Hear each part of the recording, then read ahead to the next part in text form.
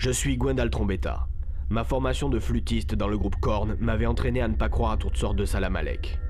Pourtant, un soir de feria, j'ai rencontré celui qui deviendra mon maître, Gérard Majax. Celui-ci m'a initié à l'occulte, à l'étrange, à la magie et au bingo. Il y a un truc. Et c'est à vous de le trouver. Bientôt, je devins l'un des chasseurs de paranormal le plus réputé du show business. J'ai résolu l'affaire du fantôme bof de Didier Gustin, la disparition de Jacques Chancel, j'ai prouvé l'existence de Denver, le dernier dinosaure, et confirmé la présence de Joule dans la zone 51. Pourtant, tous ces mystères ne sont rien à côté de ceux auxquels je m'attaque aujourd'hui.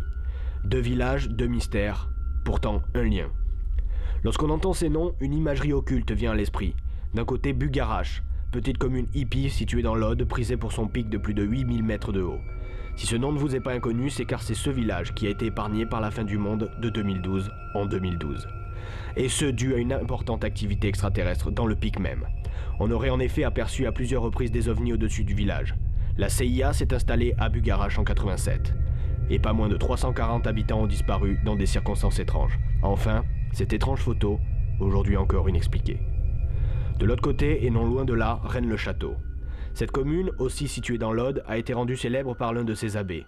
L'abbé Saunière à la fin du 19e siècle, un homme d'église étrange qui fit construire une tour, une villa, restaurer l'église et par là même d'installer Disneyland Resort Paris dans le village.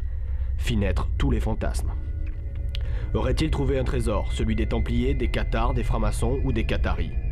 Ici aussi, les événements étranges s'enchaînent. Le vélo de Madame Marthe, dérobé durant la nuit du 27 avril 78, l'apparition à 2 reprises de Michel Boujna ou encore cette étrange photo, aujourd'hui toujours inexpliquée. C'est pourquoi, avec une simple caméra, un paquet de Doritos à moitié entamé et un courage à toute épreuve, que j'ai décidé de résoudre les mystères de Bugarache et de Rennes-le-Château. Bienvenue dans les enquêtes pas très possibles de Gwendal Trombetta.